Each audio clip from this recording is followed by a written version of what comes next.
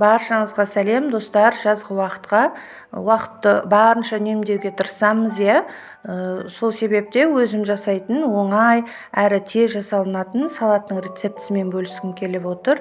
Жұмыртқаны осылай ұсақтау етіп турап аламыз.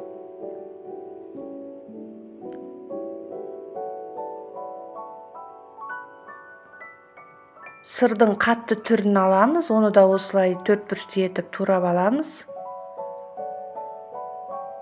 Салатты барынша дастарханға қояр алдында ғана жасағандарыңыз дұрыс, өйткені қызанақтың соғы шығып, салат сулы болып кетеді.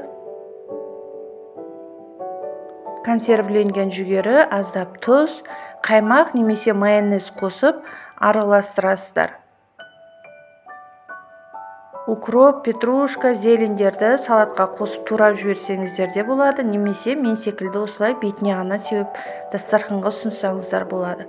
Жасап көріңіздер, өте дәмді салат.